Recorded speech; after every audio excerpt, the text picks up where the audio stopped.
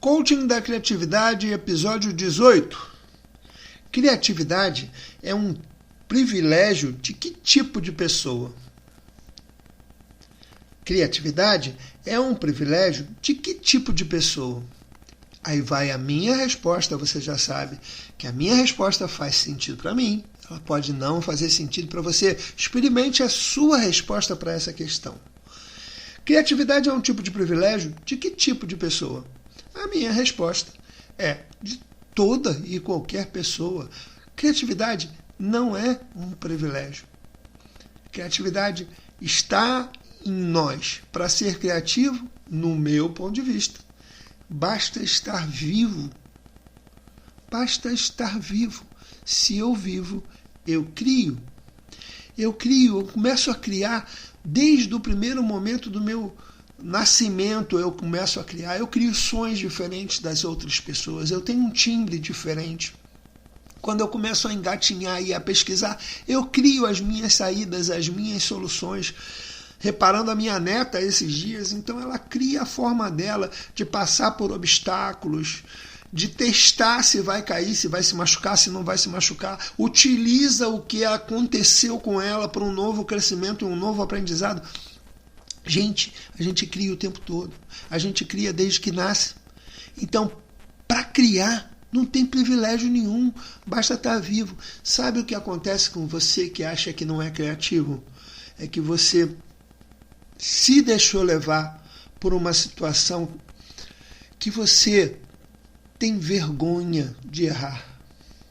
Você tem medo de errar. Você sofre quando erra.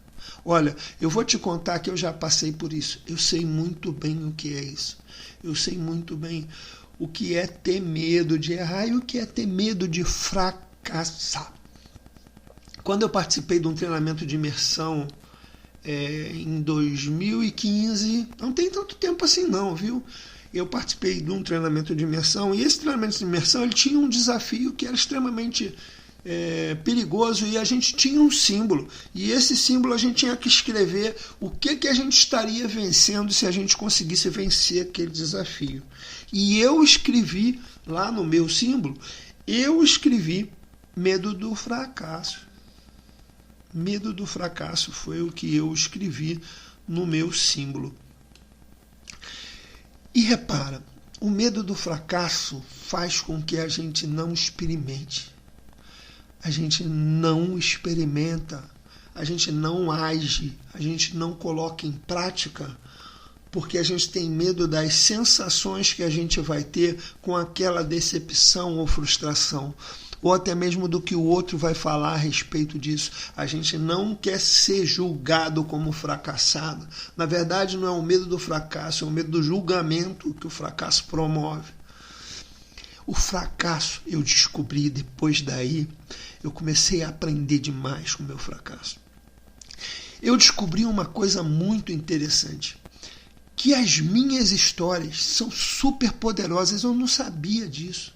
Eu quando eu comecei a participar desses treinamentos com grandes treinadores, T. Ravecca, Doug Nelson, Blair Singer, Tony Robbins, essa galera, Alex Mandossa, essa galera toda, cada um do seu jeito. Teve um cara lá, que a história que ele contava é que o cara estava tendo sucesso nos negócios, num dado momento ele pegou fogo. O cara pegou fogo, ele explodiu, puf, explodiu.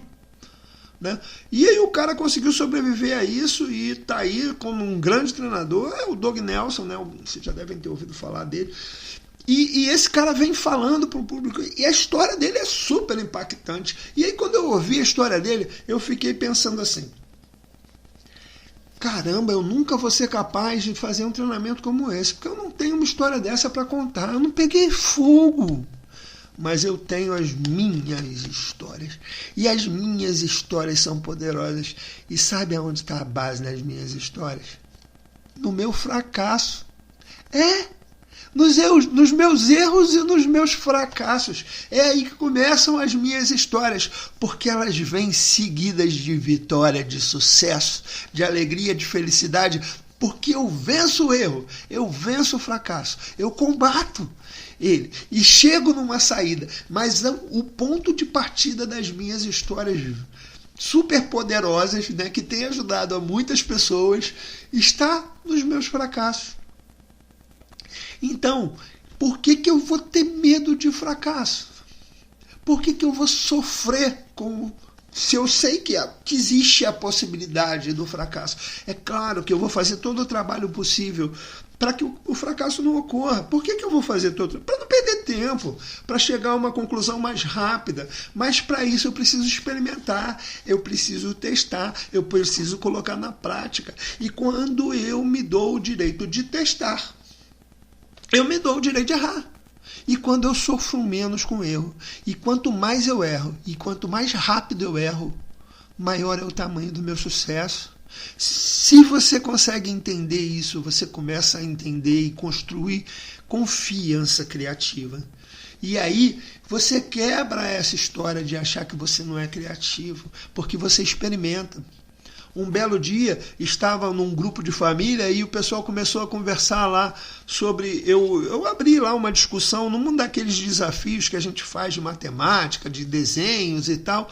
E eu falei, olha, essa situação aí tem pelo menos 8 respostas diferentes. Quase me mataram.